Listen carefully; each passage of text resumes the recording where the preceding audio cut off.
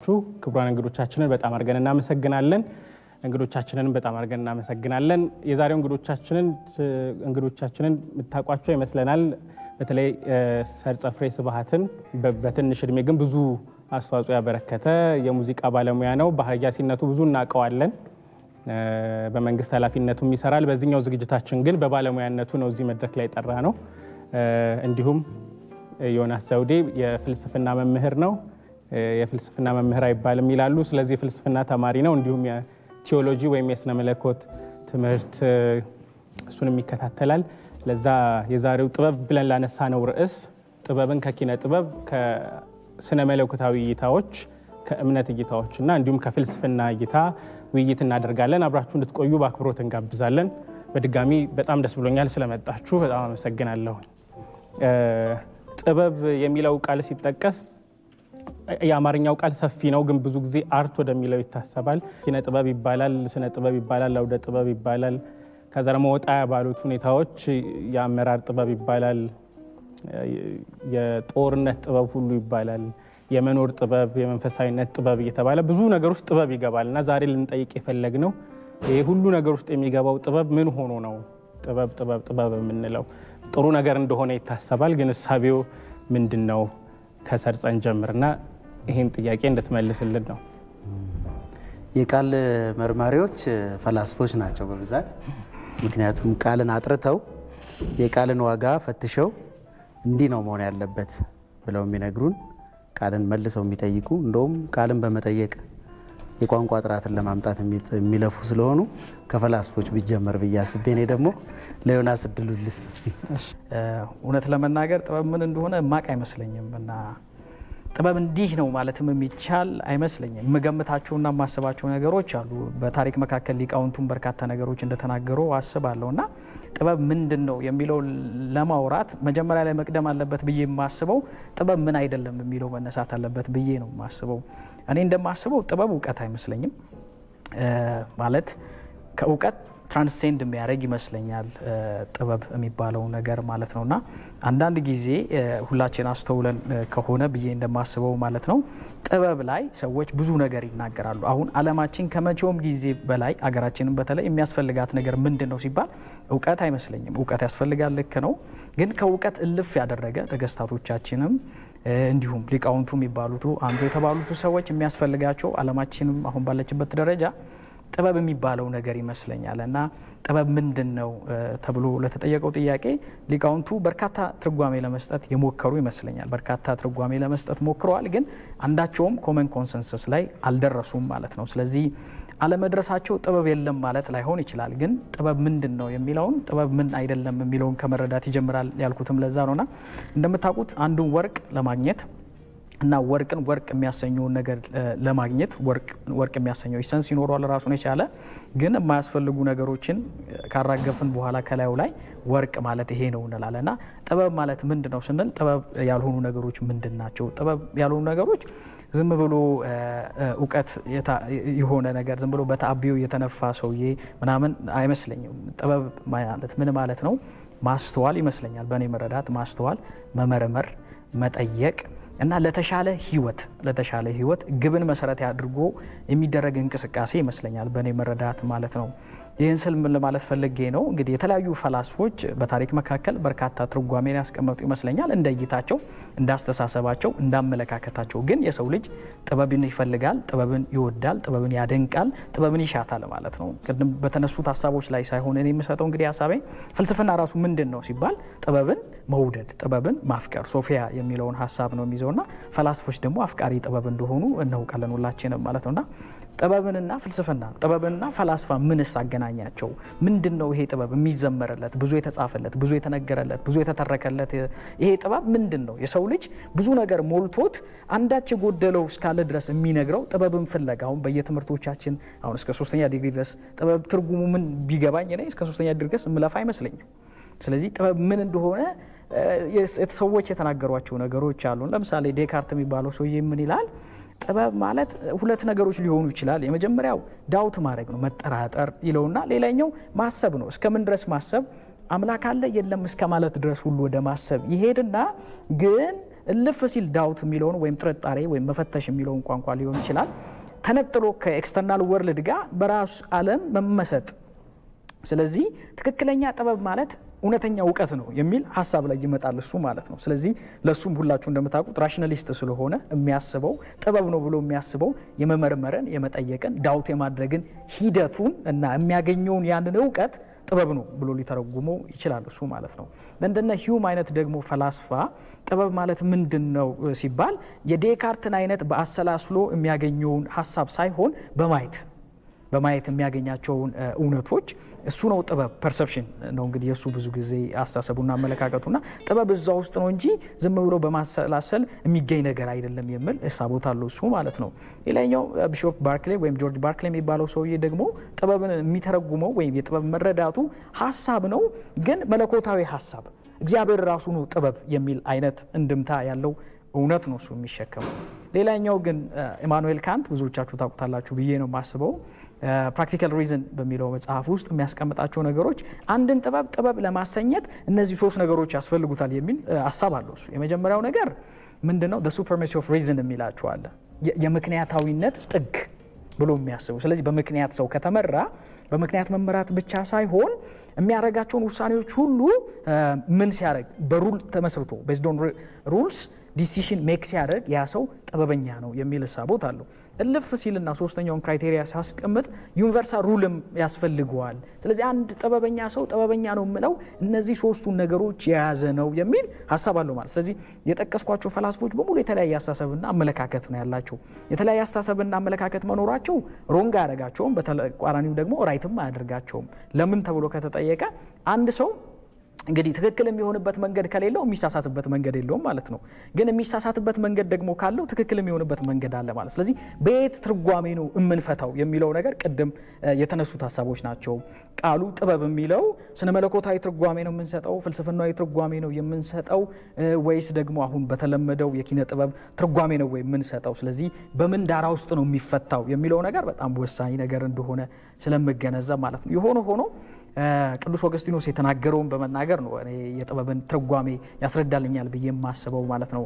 ቅዱስ ኦገስቲኖስ አንድ ወቅት ላይ ተጠይቀው ነበረ፣ ጊዜ ምንድን ነው የሚል ሀሳብ ተጠይቀው ነበርና ኮንፌሽን በሚለው መጽሐፋቸው 10ኛው ላይ ጊዜን ከመጠየቅ በፊት ጊዜ ምን እንደሆነ አውቃለሁ አሉ። ጊዜ ምንድን ነው ብለህ የጠየቀኝ ጊዜ ግን ጊዜ ምን እንደሆነ አላውቅም አሉ ይባላል። እና ጥበብ ምንድን ነው ተብሎ የተጠየቀ ጊዜ እውነት ለመናገር ጥበብ ምን እንደሆነ እኔ አላቅም፣ ግን ሳልጠየቅ ግን ሁላችሁም እኔም ጭምር የሚገባን ይመስለኛል። የሆነ እከሌ ጥበበኛ ነው እከሌ ደግሞ ጥበብ ይጎለዋል ስንል አንዳች ውስጡ ያለው ነገር አለው። እና እሳቸው ሲጠቀልሉት ምንድን ነው ያሉት? ስለ ጊዜ በርካታ ነገር ካወሩ በኋላ የሁሉንም ነገር ትርጓሜያቸውን እንደምታውቁት የነገረ መለኮትና የፍልስፍና ሊቅ ናቸው። ምንድን ነው የተናገሩት? አየ ጊዜ ምንድን ነው ስትለኝ ብዙ መረመርኩ፣ ብዙ ጠየቅኩ፣ ብዙ አወጣሁ፣ ብዙ አወረድኩ እና ስጠይቀኝ አላወቅኩትም፣ ግን ጊዜንም ያወቅኩትም የተረዳሁትም በአንተ ስለሆነ የሁሉ ነገር ድምድማት አንተ ነህ የሚል ሀሳብ ነው ያላቸውና ሁሉን ነገር ከፈጣሪ ፐርስፔክቲቭ ነው እሳቸው ያዩ። ስለዚህ የሁሉ ነገር መለኪያ እሱ ነው፣ ትርጓሜውም እሱ ጋር ነው የሚል ሀሳብ አነሱና እኔም ማስበው ጥበብ ማለት ምን ማለት ነው ተብሎ ከጠየ ፈርጀ ብዙ ትርጓሜ እንዳለው አልዘነጋም፣ እንደዛ እረዳለሁ። ግን ብዙዎቻችን የሚያስጨንቀን ፍጻሜያችን ነው። ከፍጻሜያችን ግን ጅማሬያችን ሲያስጨንቀን ያ ሰው ጥበበኛ ነው ብዬ ነው የማስበው። ምክንያቱም የትኛዎቹም ጅማሬዎቻችን ፍጻሜዎቻችንን አይክዱም፣ የትኞቹም ፍጻሜዎቻችን ጅማሬዎቻችንን አይክዱም፣ መነሻችንን አይክዱም ማለት። ስለዚህ ውጤቱ የሚያስቸኩለንና የሚያስጨንቀንን ያክል መነሻው የሚያስጨንቀን ከሆነ ያ ሰው ጥበበኛ ነው የሚል ሀሳብ ነው የሚኖረኝና ምናልባት በአንድ ምሳሌ ይሄን ሀሳቤን ለመጠቅለል ነው የማስበውና አንድ ተራራ ነበር። ተራራው በረዷማ ተራራ ነው እና እዛ በረዷማ ተራራ ላይ እባብ አለ። ብዙዎቻችሁ ላትወዱ እንደምትችሉ አስባለሁ፣ እኔን ጭምር ማለት ነው። እና ከዕለታት በአንድ ቀን ወደ ተራራ የሚወጣው ሰውዬ ተራራው ጋር ሲደርስ እባቡን አገኘና ከባቡ ጋር ዲያሎግ አደረጉ። ፐርሶኒፋይድ ምናምን ሆኖ ነው የማወራው ሀሳብ ማለት ነውና እባክህ ከዚህ ከበረዶ ስፍራ አውርደኝና ውሃ ልጠጣ፣ እባክህ ወደ ታች አውርደኝ ምናምን ይለዋል። እና ሰውየው እንዲህ አለው፣ አትነድፈኝም አለው። አንተ እኮ እባብ ነህ፣ አትነድፈኝም ሲለው አዎ አልነድፍህም አለው። እውነት? አዎ እሺ፣ ቃል ተገባቡና ጃኬቱን አውልቆ ተሸክሞት ወረደ ማለት ነው። ወርዶ ወንዝ አጠገብ አደረሰው። ወንዝ አጠገብ ካደረሰው በኋላ እባቡ ውሃ ይጠጣል መሰለኝ። ውሃ ጠጣና ነደፈው እና ሲነድፈው እንዴ ቅድም ቃል ገብተህልኝ የለ ያልነድፍህም ብለህኝ እንዴት ነው አንተ ሞኝ አለው። መንደፍ እኮ ባህሪ ነው አለው። ስለዚህ ጠቢብ ሰው ምንድን ነው ተብሎ ከተጠየቀ በምሳሌው ሊገልጽልኝ የሚችለው ባህሪን ማወቅ፣ ምንም እንኳን ምንም ቢሆን ፕሮሚሱ ምንም ያክል እንኳን ምንም ቢናገርም ሊነድፈው እንደሚችል አለመጠርጠሩ ሰውየው ሞኝ ያደርገዋል። እባቡን ደግሞ ዋይዝ የሚያደርገው ይመስለኛል። ግን አንዳችን ከሌላችን የተሻለ ዋይዝ የተሻለ ደግሞ ያልሆንን ዋይዝ እንደሆንን ገነዘባለሁ። እኔ እንደዛ ነው የምረዳው። እንግዲህ ብዙ ሰው የሚያስበው በተለይ በእኛ ሀገር ጥበብን ማመን ነው ብሎ ነው የሚያስበው። በኋላም እንመለስበታለን። ዮናስ ጋር ግን መጠራጠርም ጥበብ ነው ማለት ነው ወይ ደግሞ ጥበብ ራሱ መጠራጠር ነው ወደሚል ሀሳብ ወስዶናል። ኪነ ጥበቡን ጨምሮ ግን ጥበብ ራሱ ምንድን ነው? ሰርጸ ወደ አንተ እንመለስ። በጣም ጥሩ። ይኸው ከዚህ ውርጅብኝ በኋላ ምን እንደመመልስ እኔ ራሴ ይከብደኛል። ዮናስ በብዙ መልኩ ነው ሊያያቸው የሞከረው። ትክክለኛ ጥያቄም ነው። የነገሮችን ምንነት መጠየቅ ስንጀምር ከባድ የጥያቄ መልክ ውስጥ ገባን ማለት ነው። ቅድም እንዳላችሁ ነው። ልክ 100 እግር አለው። ይቆጠር አይቆጠር አላቅም፣ ግን 100 እግር አለው እና እንደው ከ100 እግር የትኛውን ነው መጀመሪያ የምታነሳው ተብሎ ተጠየቀ አሉ። ለመራመድ ስትጀምር የትኛውን ነው ቀድመ የምታነሳው ሲባል 100ውም ጠፋው። 100ውም እግሩ የትኛውን ነበር ብሎ ሲያሰላስል ይጠፋዋል። እንዲህ አይነት ጥያቄዎች እገሌ ምንድን ነው? ሰው መሆን ምንድን ነው?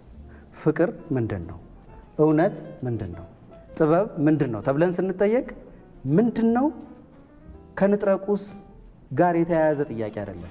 ጠረጴዛ ምንድን ነው? ግልጽ ነው። ከተሰራበት ቁስ ተነስተን መልስ የምንሰጠው ጉዳይ ነው።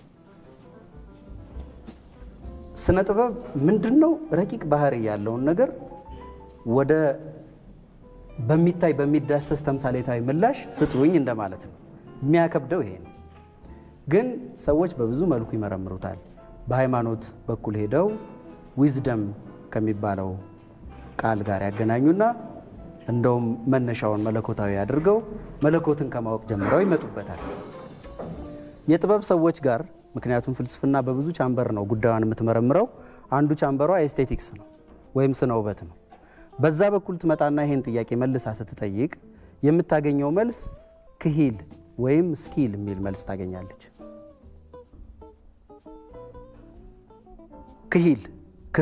ክሂሎት የሚለው ጋር ትደርሳለች። የምን ክሂሎት?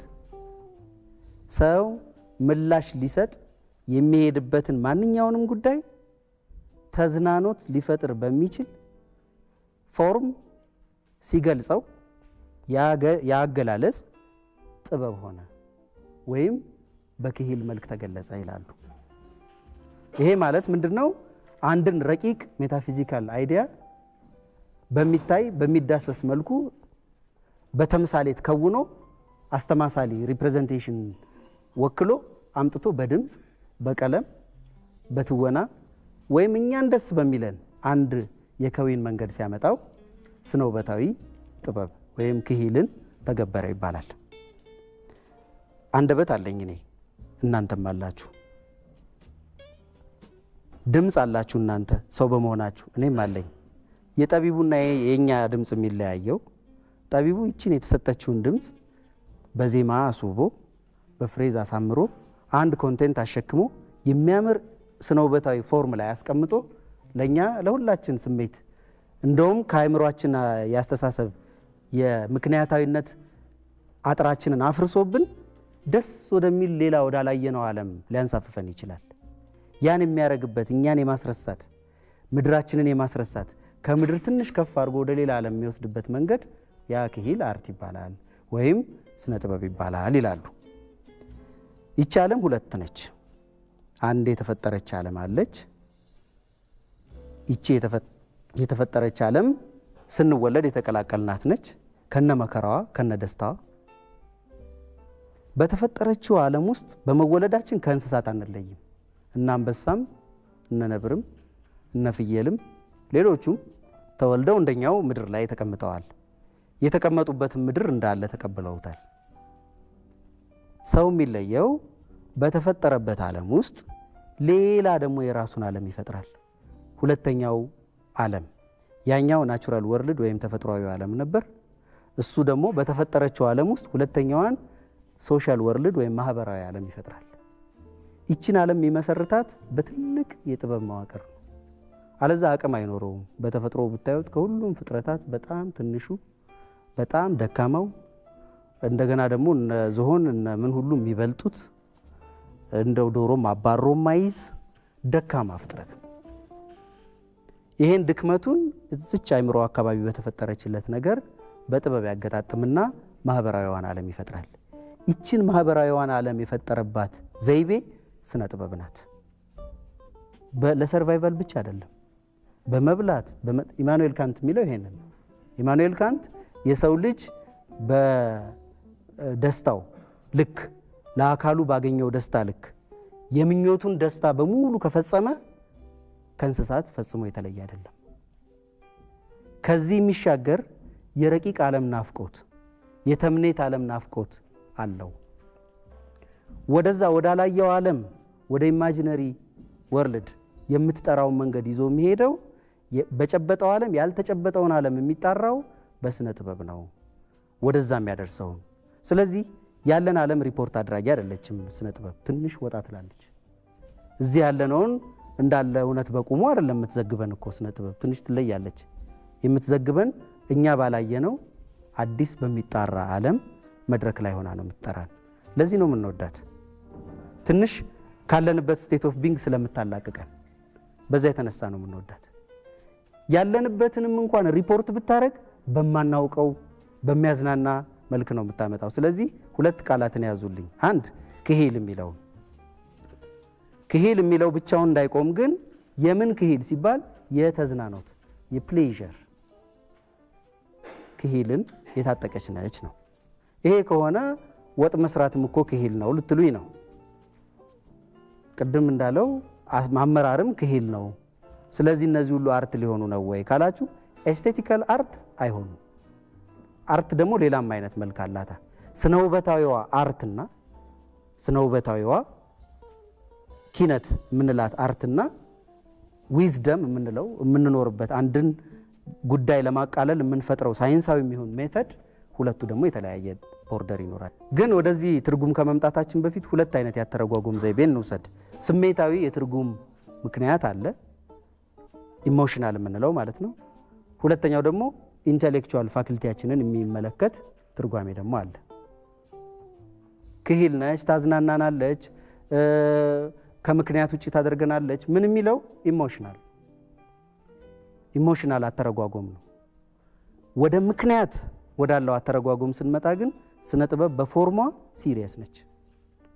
ስትገነባና ስትዋቀር የሄደችበትን አሰራር ደግሞ ኮንስትራክሽኗን ካየነው ኮንስትራክሽኗ ሪፕሬዘንቴሽንን፣ አስተማስሎ የሚባለውን ፎርምን፣ ኮንቴንትን፣ ማተርን ይይዛል። እነዚህን በሙሉ መጀመሪያ የምንወስደውን ሳብጀክት ማተር ሪፕሬዘንት እናደርጋለን። ሰሞኑን የአፄ ኃይለ ሥላሴን ሐውልት እንዳያችሁት ይመስላል አይመስልም ላይ ነበር። ጉዳዩ እሱ አይደለም። ምን ሪፕሬዘንት ሊያደርግ ነው ያ ሐውልት የቆመው ነው እንጂ እንዳለ አፄ ኃይለ ሥላሴ ማቆም አይደለም ፐርፐዙ። ምን ነበር ግን ሊነግረን ያሰበው የሚለውን ይዘንለት ብንሄድ የምናወራው ነገር ይለያል። ሪፕሬዘንቴሽን የስነ ጥበብ መተንተኛ ነው ዋናው። ሁለተኛው ኮንቴንቱ ነው የሚነግረን መልእክት። ከመልእክቱና ከሪፕሬዘንቴሽኑ ጋር ባንተዋወቅ በፎርሙ ብቻ ደግሞ እንደሰታለን። የማሊ ሙዚቃ ቋንቋውን አታውቁም። በኮንተንት ደረጃ በጠይቃችሁ አንዳችሁም አታውቁም። ምኑ ነው የሚያስደስታችሁ? ፎርሙ ነው። ከፎርሙ ጋር ግን ትናበባላችሁ። ሚውዚካል ፎርሙ ይዟችሁ ጭልጥ ብሎ የሚሄድ ነገር አለው አይደለም? እሱን ማነጋገሪያው፣ ፓስኮድ መመርመሪያው፣ መደሰቻው፣ መከወኛው ብቻ አይደለም፣ መደሰቻው ራሱ ስነ ጥበብ ነው። የሚከውነው ሰውዬ የስነ ጥበቡ ጌታ ነው። እንደውም የሚደሰተው ሰውዬ የሚያየው ኦዲየንስ ራሱ ደግሞ ሪሴፕሽን ክሪቲሲዝም ይባላል። በሱም ውስጥ ያለው ራሱ አዋቂ ባይሆን ኖሮ አይደሰትም ነበር። ስለዚህ እነዚህን ሁለቱን ነገሮች ያስተሳሰረ ጉዳይ ነው ማለት ነው። ትርጉም ላይ ከሆነን እንደዚህ የጭንቅ የሚል ነገርም አለው። አሁን ሳወራው እርግጠኛ ነኝ የተሰበሰበም ነገር ስለማናወራ የተጨበጠውን ነገር አይደለም የሰጠዋችሁ። ሰዎቹ ሲያስቡ ግን በዚህ በኩል ይሄዳሉ፣ በዚህም በኩል ይሄዳሉ። አቅጣጫ ነው እያሳየኋቸው ያለሁት። እሱን ነው ማለት የሚቻለው እንጂ ይሄ የተጨበጠ እንዲህ ያለ መልስ ልላችሁ አልችልም። በዓለም ኢንሳይክሎፒዲያዎችና መዝገበ ቃላት ውስጥ አስቸጋሪ 3 ቃላት ይጠሩ ቢባል ከ1 እስከ 3 ውስጥ የሚቀመጡት 2 ቃላት ናቸው። አንዱ ካልቸር ነው፣ ሁለተኛው አርት ነው። ለትርጉም አስቸጋሪ ቃላት። በዚህ ሁኔታ ውስጥ ግን ማሰላሰያውን መንገድ ብቻ እንድናውቀው ነው እንጂ መልስ እንድናገኝ አይደለም እዚህ የተቀመጥነው ብዬ አስባለሁ።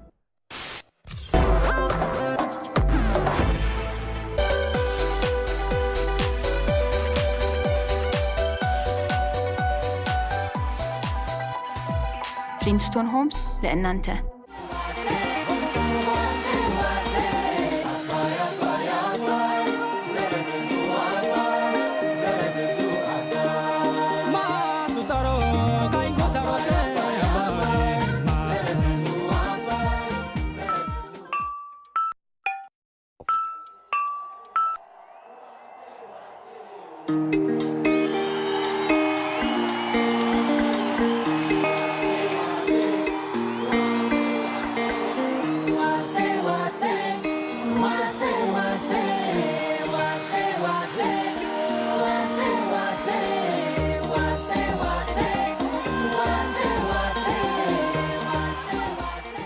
አንደክም አንሰንፍም ከመንገድ አንቀር ለተተኪው ትውልድ ጅምር አናወርስ። ታላቁ የኢትዮጵያ ህዳሴ ግድባችን የሀገራችን ህብረ ዜማ የለውጣችን የድል ካርታውን በእጆ ያድርጉ። የተወደዳችሁ የፍሊንስቶን ሆምስ ደንበኞቻችን በየሳይቶቹ የየቤቶቻችሁን ካርታ በቅደም ተከተል መስጠት ስለጀመርን ለ22 ሳይት ደንበኞቻችን ካርታ ቢሮአችን ድረስ በመምጣት መረከብ የምትችሉ መሆኑንና እንዲሁም በኦራይል ሳይት የምትገኙ ደንበኞቻችን ከመጋቢት አጋማሽ ጀምሮ በቅደም ተከተል መሰረት የቤት ርክክብ እንደምናደርግ አውቃችሁ የቤቶቹን ካርታ አብራችሁ እንድትረከቡ የሚያስፈልጉትን መረጃዎች አዘጋጅታችሁ እንድትጠባበቁ እንገልጻለን። የኦሲስ መንደር ደንበኞቻችንን በተመለከተ ደግሞ በቅርብ ቀን ካርታ መስጠት ስለምንጀምር ተዘጋጅታችሁ እንድትጠባበቁ እናሳውቃለን። ለሁሉም መኖሪያ መንደር የቤት ባለቤቶች ካርታችሁን ለመውሰድ ስትመጡ የታደሰ መታወቂያ ወይንም ፓስፖርት፣ የመጨረሻ ክፍያ የከፈላችሁበትን ደረሰኝ በመያዝ በአካል በመገኘት ወይም ህጋዊ ወኪል በመላክ መስተናገድ እንደምትችሉ ስንገልጽ በደስታ ነው። ፍሊንስቶን ሆምስ ለእናንተ።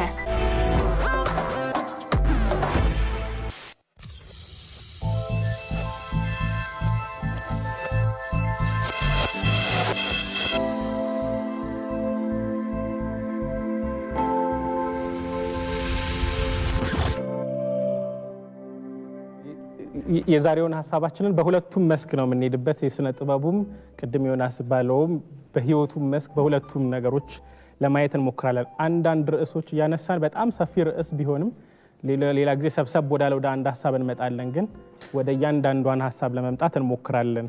ከዚህ መካከል አንዱን ሀሳብ እንውሰደውና አንዱ ጥበብን የሚፈልግ ነገር ህይወት ነው፣ ኑሮ ነው ብለሃል ቅድም። ሁለት ነገሮችን ደግሞ አስቀምጠሃል፣ የሂደትና የውጤትን ጉዳይና ጥበብ ዋና ጉዳይዋ ከምንድን ነው? ከሂደቱ ነው ወይስ ከውጤቱ ነው? የትንፍጩ ዱቄቱን አምጩ ለጥበብ ያስኬዳል ወይ? እንደዛ የሚሉ ሰዎች አሉ። እንግዲህ አሁን ንጽረት ዓለማችን ምንድን ነው እና ምንድን ነው የምንፈልገው? አሁን ከነከረጢቱ ነው እያወራን ያለ ነው። ቅድም ጥበብም ስንል ሰርጸን በራሱ ዲፋይን ለማድረግ ሞክሯል፣ እኔም በራሴ ዲፋይን ለማድረግ ሞክር ያለው ሁለቱ አለመመሳሰል ራሱ የሚያመለክተው የቃሉን ወይም የቃላቱን ውስብስብነት ነው። ትርጓሜው ደግሞ ያለፈ ነገር እንደሆነ ነው የሚያመለክተውና የሆነ ሆኖ ግን አንዳንድ ሰዎች ጥበብን ለመጨረሻ ግብ ይጠቀሙበታል። አንዳንዶቹ ደግሞ ግባቸው ላይ ከመድረሳቸው በፊት ለመነሻ ይጠቀሙበታል። ልክ ቅድም እንደተናገርከው አንዳንዶቹ ሚንሱን ለኢንድ ለማድረግ ኢንዳቸውን ለሚንስና የተለያዩ ሰዎች የተለያየ ወርልድ ቪው አላቸው። እንደምታውቀው ንጽረት ዓለም አላቸውና ጥበብን ለዛ መልኩ ነው የሚጠቀሙበት። አንዳንዶቹ ለበጎነት ሲጠቀሙበት፣ አንዳንዶቹ ለክፋት ይጠቀሙበታል። አንዳንዶቹ ሰዎችን ለማስደሰት ለሰዎች ለመቆረስ ሲጠቀሙበት፣ አንዳንዶቹ ሰዎችን ለመድፋት ይጠቀሙበታልና እንዴት ነበር በታሪክ መካከል ስንል ለምሳሌ ፕሌቶ ሲምፖዚየም ላይ እና ሪፐብሊክ ላይ የሚያወራው ምንድን ነው? ስለ አማልክቶቻችሁ እና ስለ ሂሮዎቻችሁ እንኳን ለልጆች የምትናገሩ ከሆነ እና እነዚህ አማልክቶችና ሂሮ የሚሉትን ወይንም እንደ ትምህርት የሚታዩትን ሰዎች በጎ ያልሆነ ወይም እኩይ የሆነ ካራክተር ካላቸው እንኳን ለልጆቻችሁ እንዳትናገሩ ወይም ለልጆችና ለወጣቶች መነገር የለበትም የሚል ሀሳብ አለ። ለምን ተብሎ ከተጠየቀ ውጤቱ መጥፎ ስለሆነ ውጤቱ መጥፎ የሚያደርገው ነገር ምንድነው? ኪነ ጥበብ በራሱ ኃይል አለው፣ በጣም ፓወርፉል ነው። ስለዚህ የሚመጣው ትውልድ እንደ ሰንሰለት ስለሆነ የተሻለ በጎ አገሩን የሚወድ ቤተሰቡን የሚወድ በጥሩ የሞራል ልዕልና እንዲያድግ ካስፈለገ ጥሩ ካራክተሮችን እየተናገርን እየነገርናቸው ነው ማደግ ያለባቸው የሚል ሀሳብ አለው ማለት። ስለዚህ መነሻውን ለመድረሻው ትመለከትበታለህ በዚህ ደረጃ ላይ ማለት ነውና ሮም ላይም ስትመለከት ግሪክም ላይ ስትመለከት የሚያስቧቸው አስተሳሰቦች ምንድን ነበሩ ብለህ ከጠየቀኝ የትኛውም አርት በእነሱ ሀሳብ ፕራክቲካል መሆን አለበት፣ የሚተገበር መሆን መቻል አለበት። መተግበሩ ብቻ ሳይሆን የሞራል ልዕልናን የሚያዳሽቅ መሆን መቻል የለበትም። ከፍ የሚያደርግ እንደ ሀገር እንደ ትውልድ ማሰብ የሚያስችልበት አላማ አለው። ስለዚህ አላማ ተኮር ነው። አሁን በእኛ ሀገር ግን ከመጣ ወይም በሌሎቹ አካባቢ በተቃራኒው ያስባሉ ብዬ አላስብም። ማለት የትኞቹም ነገሮች ሲጀመሩ በህይወት መስመራችን ላይ ስንጓዝ ሁላችንም በህይወት መስመር ላይ ስንሮጥ እንግዲህ ሁላችንም ስኬትን አላማ አድርገን ነው እንጂ ውድቀትን አላማ አድርገን የሚሮጥ ያለ ሰው አይመስለኝም። በመካከል ግን መደነቃቀፍ፣ አለመከናወን፣ አለመሳካት ምናምን ሊያጋጥምህ ይችላል። ያ ማለት ግን የተነሳህበት አላማ እሱ ነው ማለት አይደለም። መድረሻህን ግን ታውቀዋለህ። ስለዚህ ኢላማ የሌለው ነው የማይስተው። ኢላማ ከሌለህ ላትስት ትችላል። ሁሉም ነገር ኢላማ ሊሆን ይችላል። ኢላማ ካለ ግን መድረሻ አለ፣ ወደዛ ነው የምተመው። በዛ መካከል ልትስት ትችላለህ፣ ልትሳሳት ትችላለህ፣ ልታሳስትም ትችላለህ። የሆነ ሆኖ ግን ወድቀህ ተነስተህ ልትሮጥ ትችላለህ። ዴስቲኔሽን አለ ማለት ነው። ስለዚህ ጥበብም ከዛ ግል የሚታይ ይመስለኛል በእኔ ሀሳብ ማለት ነው።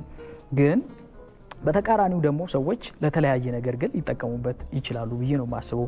ለምሳሌ ሄሬሲ ወይንም በስነ መለኮቱ ዓለም ውስጥ በቤተክርስቲያን ታሪክ ኑፋቄ የምንለው ማለት ነው። ኑፋቄ አስተምህሮና አስተሳሰቦች ሲጋቡ ሰዎች ሲናገሩም የነበሩት በምንድን ነው ተብሎ ከጠየቀ በጥበብ ነው። አየህ፣ በግጥም ነው፣ በስነ ቃሎች ናቸው። ስለዚህ በጣም ፓወርፉል ነው፣ ግን የተጠቀሙበት በጎ ላልሆነ አላማ እንደሆነ ትመለከታለህና ቢሆን ደስ የሚለኝ ናፍቆቴ እኔ የትንፍጩ ዱቄቱን አንጩ ውጤት ተኮር ሳይሆን መርሆ ተኮር። አየህ፣ መርሆ ተኮር መሆን መቻል አለበት። ኪነ ጥበብ መርሆ ተኮር ነው መሆን ያለባት የሚል ሀሳብ አለኝ። ኪነ ጥበብ ብቻ ሳይሆን ትምህርትም በለው ፖለቲክስም በለው ጤናም በለው በየትኛውም አስፔክት በህይወታችን ህይወታችንን በሚዘውሯት የትኞቹም የህይወት አቅጣጫዎቻችን ላይ እንዴት ነው የመጣው ውጤቱ?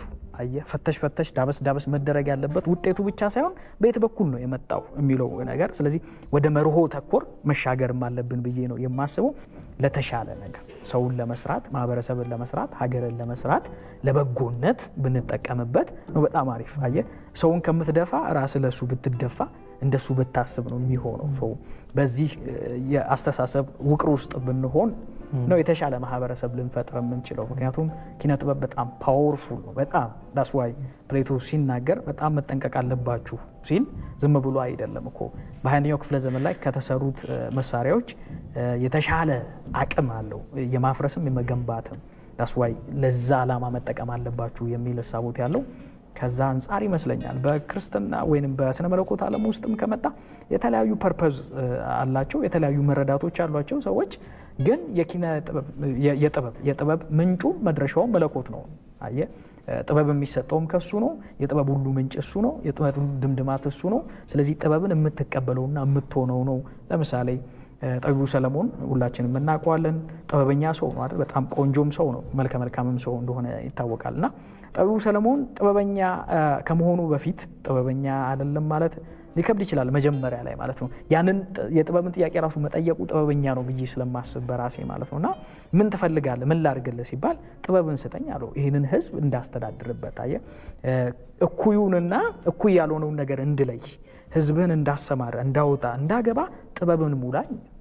ስለዚህ የጠየቀውን ፈጣሪ ካንተ በፊትም ካንተ በኋላም እንዳይነሳ አድርጌ ጥበብን ሰጥተኛል። እስከዛሬ ብዙ ሰዎች ብዙ ነገር ጠይቀውኛል፣ አንተ ግን የሚገርም ነገር ነው የጠየቀው፣ ጥበብ እሰጥሃለሁ አለውና ተሰጠው። ግን ጥበበኛ ስለነበረና ጥበብ ስለተሰጠው ግን የህይወቱ ፍጻሜ ግን በጣም በሚያሳዝን ሁኔታ እንደጨረሰው ደግሞ እንመለከታለንና ሁልጊዜ ጥበበኛ መሆንና ጥበብ አለው ስንል አንድ ሰው ሬላቲቭ መሆኑን መረዳት አለብን ብዬ ነው የማስበው። ዋስትናም አይደለም፣ ላለመሰናከል፣ ላለመሳሳት፣ ላለመሳሳት ዋስትና ሊሆን አይችልም። ፍጻሜን ያሳምርልሃል ማለት አይደለም።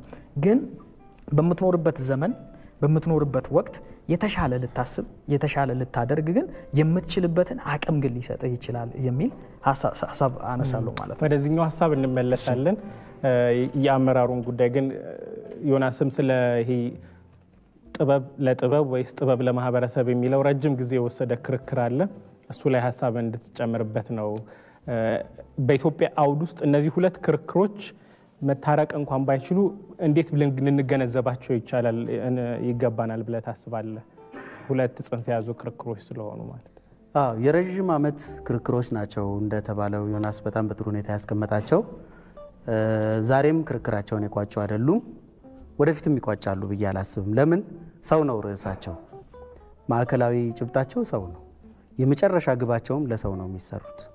መለኮትን እንኳን አመስግነው ሰው እንዲገባው ማድረግ እንጂ ሌላ አይደለም ፐርፐዛቸው። በሃይማኖት ቦታዎች የሚሰሩ ጥበባት እንኳን ሳይቀሩ ማለት ነው። ስለዚህ ዋናውን መቀንበቢያውን ፈላስፎቹ ጥሩ አርክ አስቀምጠውለታል። በተለይ ቅድም የጠቀሰው ፕሌቶ ሪፐብሊኩ ላይ the highest pursuits ብሎ ያስቀመጣቸው 3 ግቦች አሉ። የጥበብም ሆነ የፍልስፍና የመጨረሻ ግብ 3 ነገሮች ላይ ያርፋል። the good, the beauty and the truth።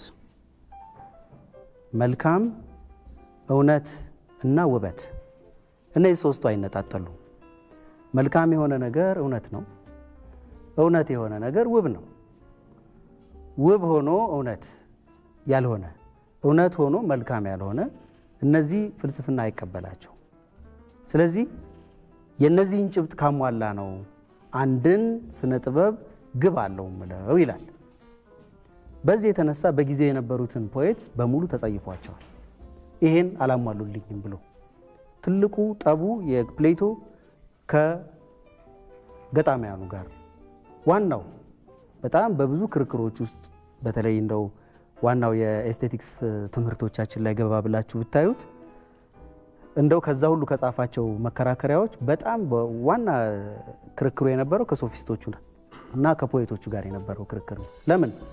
እውነት ላይ ሲደርሱ በተለይ ከባዱን ነገር ይጥሱታል። ስነ ጥበብ የማታለል ባህሪም አላት። እኔ ቀኑን ሙሉ በምክንያታዊነት ስሰብክ የዋልኩትን ነገር በሁለት መስመር ግጥም አዝማሪው መጥተው ያፈርሰዋል። አሁን ትዳርን ሰባኪያኑ መጥተው ሙሉ ቀን በመልካም ሁኔታ ሲነግሩን ይውላሉ፣ እሱ ልክ መሆኑ። ከዛ ከባል ከውሽሜ ማን ያገለግላል? ማገልገሉንማ ባል ያገለግላል። አጥር ዘሎ ሲሄድ ውሽሜ ደስ ይላል የሚል የአዝማሪ ግጥም ይመጣና ያፈርሰዋል። አሁን ይሄ የሚሆነው ምንድን ነው? እናንተም ሳቃችሁ። ለምን ሳቃችሁ? ፎርሙ በጣም ያዝናናል አይደለም እንጂ በምክንያት በንግግር አይ ውሽማ ነው እኮ ጥሩ፣ አንዳንዴ ትዳር አይሰለችም እንዴ እያልኩ ባወራ ዝም በል ነው የምትሉኝ። በንግግር ባቀርበው ትሰሙኝ ነበር። በክራር አጅቤ ስም አልጠራም እንጂ በአዝማሪዋ አጫዋወት ሳቀርብላችሁ ግን ደስ የሚል ሆኖ ይሰማችኋል። ፕሌቶ ጠቡ ከዚህ ጋር ነው። በፎርም አታላችሁ የማይገባ እውነት ያልሆነ መልካም ያልሆነ በመልካምነት በእውነትነትና በጥሩነት ያልተያዘን ነገር ለኔ አትንገሩኝ ነው። ይሄን ትልቅ ፐርሱት ነው። የፍልስፍናም የመጨረሻ ዲዛይሯ ይሄ ነው። እዚህ ላይ መድረስ ነው። ይሄን ነገር ማምጣት ነው። ይሄ ግን ሁልጊዜ የሰውን ጭብጥ ባደረገ የጥበብ ስራዎች ሁሉ ይሳካሉ ይካል አይ ከዚህ ውጭም የራሷ የሆነ ስትሰራ ዝም ብላ ኮንተንት ሳይኖራት በራሷ ግብ ነች። አንድን ባዶ ስዕል ሄደን ምንም አይነት መልእክት ሳያስተላልፍልን በቀለም ውቅሩ በሃርሞኒው በህብሩ ምክንያት ተደስተን እንወጣለን። ምን መልእክት ነገረን? ምንም። ቅድም እንዳልኳችሁ ብዙም ማንገነዛውን ክላሲካል ሚውዚክ ከጉዳዩ ጋር ግንኙነት ያለው ሰው ነው እንጂ ክላሲካል ሚውዚክ በአረፍተ ነገር ሐሳብ የለው። እንዴት ነው የምትደሰቱበት ታዲያ? የምትደሰቱበት አርት በመሆኑ ብቻ ነው። አርት ከውስጣችን ሴንስ የምናረገው ኢሞሽናል የሚያነቃቃን አንድ ነገር ስላለ ነው። ይሄን ሲያዩ ምን ይላሉ? የአርት ግብ ራሱ አርት ነው፣ ሌላ ተጨማሪ ግብ አያስፈልገውም ብለው ረጅም ዓመት ተከራክረዋል። ረጅም ዓመት። ምናልባት አሪስቶትል ወደዚህ ሐሳብ ይጠጋል ብዬ አስባለሁ።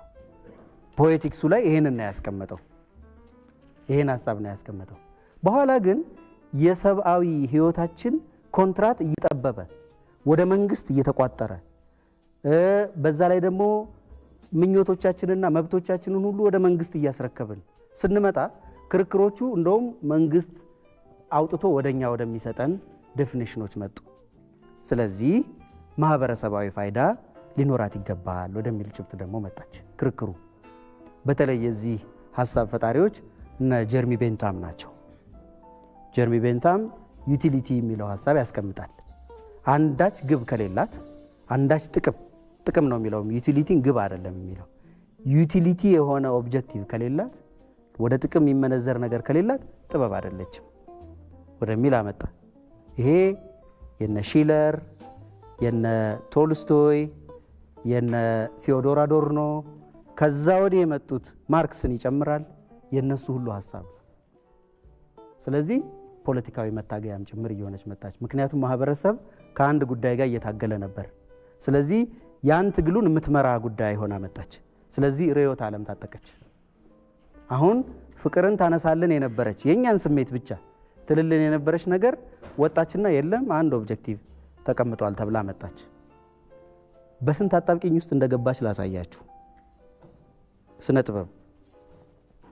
ስነ ጥበብ በሶስት አካላት ቁጥጥር ውስጥ ያለች ነገር ነች። የመጀመሪያው ጠቢቡ ራሱ ነው። ጠቢቡ አንድ ኦብጀክቲቭ ያስቀምጣል፣ እንዲህ ትሆንልኝ ይላል።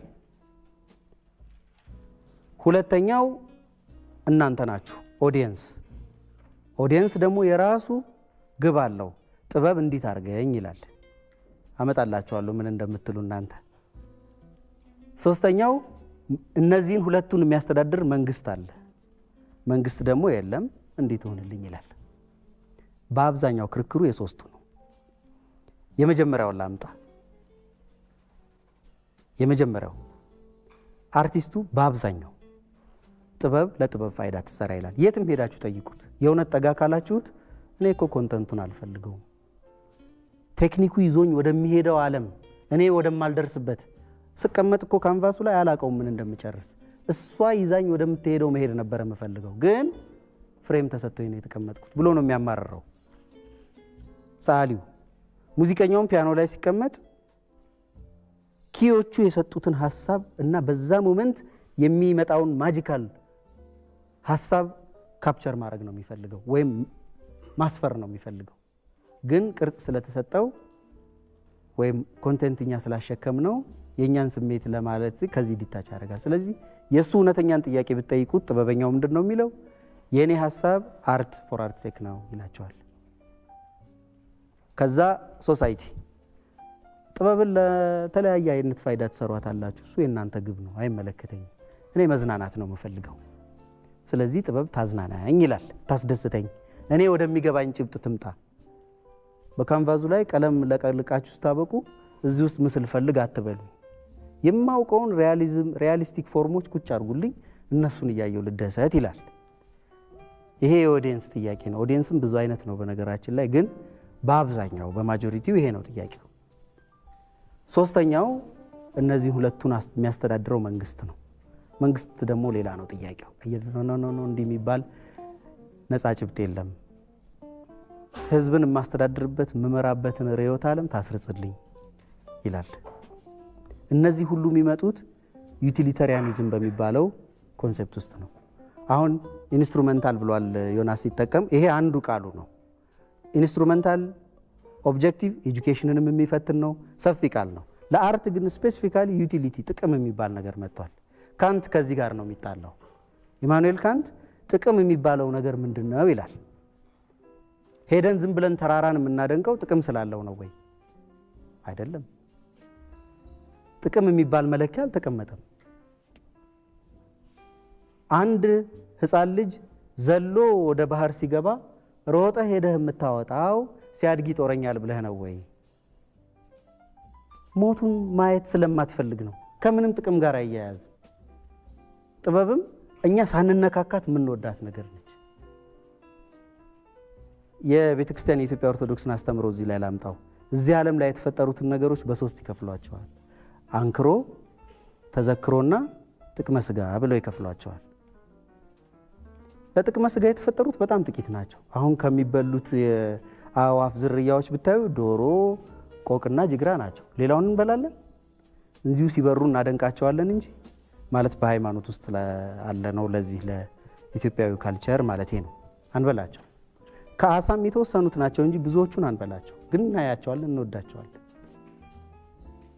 ጥቅመ ስጋ ጥቂት ነው። አንክሮ የምንለው ነገር በጣም ትልቅ የመደነቅ ጥበብ ነው።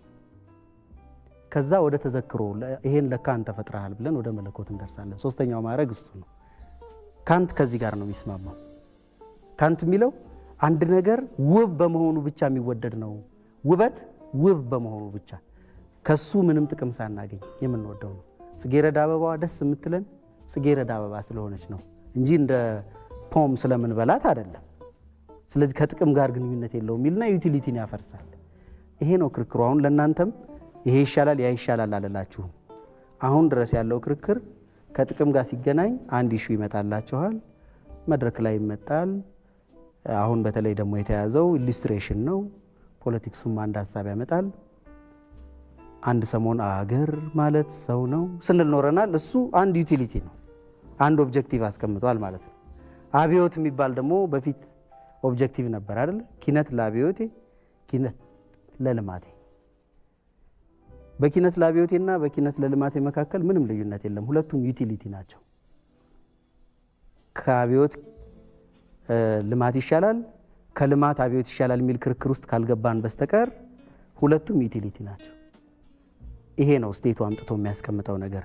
በዚህ ምክንያት ጠቢቦቹ ይፈተናሉ። በማንና በማን? አንድ በኦዲየንስ ፍላጎት ካፒታሊዝም ተሸክሟት ይሄዳል። ካፒታሊስቶቹ ይመጣሉ፣ የእናንተን ሴንስ ይወስዱና ይሄ ነው ሰው የሚወደው ብለው ጠቢቡን አሰቃይተው ህዝብ ወደሚወደው ያመጡታል። ሊሰራ ያሰበውን ፎርም ይለቅና በጣም ፖፕ ወደሆኑ አርቲስቲክ ዳይሬክሽን ሲመጣና መንገዱን ይለቃል። አንደኛው እሱ ነው። አይ ፓብሊክ ይቅርብኝ ስቴት ጋር ልጠጋ ካለ ደግሞ የስቴቱ ቀጥታ ሰባኪ ሆኖ ቁጭ ይላል። ይሄ ነው ጣጣው። ስለዚህ ዩቲሊታሪያኒዝም የበለጠ የነገሰ ነው። አርት ሴኪንግ ኦብጀክቲቭ ተሟጋች የለውም። ጠቢቡ ብቻውን ነው የሚናገረው። ከፋዩ እናንተ ናችሁ። ገንዘብ የያዘ ኃይል ይቆጣጠረዋል። ገንዘብ ባለችበት በዚያ ልብህም አለች። ከባድ ቃል። ገንዘብ ከፋዩ ኃይል። ነገስታቱ በፊት ፔትረን ነበሩ። ፓትሮንሺፕ የነሱ ነበር። ቤተ መንግስታቸው ውስጥ የቀጠሯቸው ሙዚቀኞች በሙሉ ሲያስብሏቸው ነው የኖሩት። አውሮፓም ኢትዮጵያም አዝማሪዎች ይሄ ነው ስራቸው። ትንሽ ነፃነት ሲያገኙ እኮ ወጣ የሚሉት ለዚህ ነው እንጂ የአዝማሪ ነፃነት አልነበረም። ከፋዩ ቀለብ ሰፋሪው ንጉስ ወይም ደግሞ መስፍኑ ይቆጣጠረዋል። በቤተ መንግስቱም ምንድን ነበረ? መንግስት ከዳዊት ቡራኬ ከሴም እንዳንተ የተሰጠው ማንም ሰው የለም፣ እንደ ማቱሳላ እንደ አብርሃም እድሜህን ያርዝመው አምላክ ዘላለም። ይሄ አገር ፍቅር ሲባል የነበረ መዝሙር ነው። ማንን ይመስላችኋል? የዘውዱን ምልክት፣ የሀገራችን ግርማ፣ ክብራችን፣ ስማችን ይህ ሰንደቅ ዓላማ ንጉሠ ነገሥቱን ከሰንደቅ ዓላማው ለምን? ከፋዩ ማን ነው?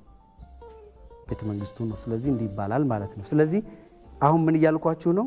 ሶሻል ዩቲሊቲ ሲሏችሁ ሶሳይቲን ብቻውን ታገኘዋለች ወይ? አርት አታገኘውም። ሶሳይቲ ራሱ ዲዛይር አለው፣ የራሱ ጥያቄ አለው። ስቴት የራሱ ጥያቄ አለው። ይሄ ነው ፈተናው። አሁን ሰሞኑን እነ ዮናስ አንድ ክርክር ላይ ነበሩና እየገረመኝ ነበር ሳዳምጥ።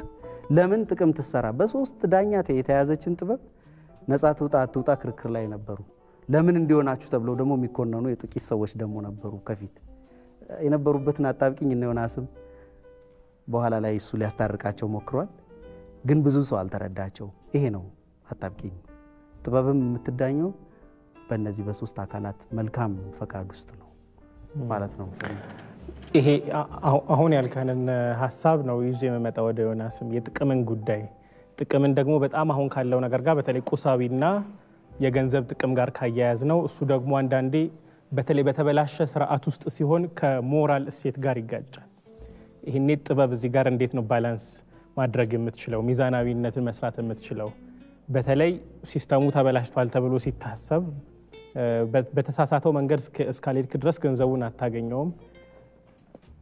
አይ በቃ እኔ ገንዘብ አያስፈልገኝም ብሎ ደግሞ መቆም አይቻልም፣ የግድ ገንዘቡ ስለሚያስፈልግ። በአንድ በኩል እንዲህ አይነት ሀሳብ አለ። በሞራልና በገንዘብ ጥቅም መካከል ያለን ትልቅ ተቃርኖ ማስታረቅ የሚቻለው? ጥበብ እንዴት ነው እዚህ ጋር የምትሰራው? እንግዲህ እውነትን ስታውቅ እውነት አርነት ያወጣሃል አይደለ?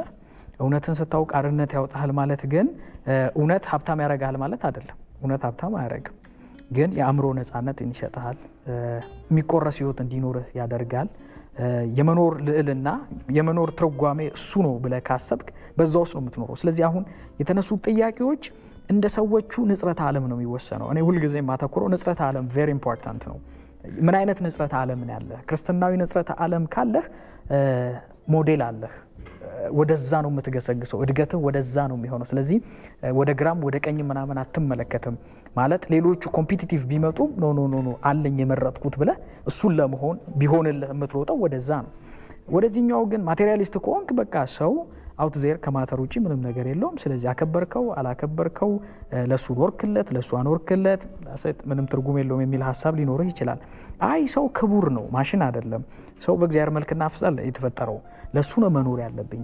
የማቀውን ሙቀት ሁሉ፣ የማገኘውን ጥበብ ሁሉ፣ የማገኘውን ገንዘብ ሁሉ መዋል ያለብኝ አጠገቤ ላለው ወዳጄ ነው፣ ለሀገር ነው ብለህ ካሰብክ እንደዛ አይነት ርዕዮተ ዓለም የምታራምድ ከሆነ የእንደዛ አይነት ህይወት ነው የሚኖርህ ማለት ነው። ስለዚህ ሰዎቹ የተለያየ ርዕዮተ ዓለም ነው ያላቸውና የመጀመሪያው ነገር ይሄንኛው ርዕዮተ ዓለም የተሻለ ነው ወይስ አይደለም የሚለው ሌላ ጥያቄ ነው። እሱንስ ማንጀጅ ያደረገ የኔ ምርጫዬ ነው ብለው ደግሞ ካሉ ምርጫቸውን እንዲኖሩ መፍቀድ መቻል ይኖርብሃል። ግን ማህበረሰብ ደግሞ አለ የራሱ የሚያስቀምጠው አይደለ ጥሩ ነገር በጎ ነገር ብሎ የሚያስቀምጠው ማህበረሰብ አለውና ወደዛ በምትተጋበዝ ሰዓት ላይ ማህበረሰብ አፕሪሺየት ያደርጋል እኮ።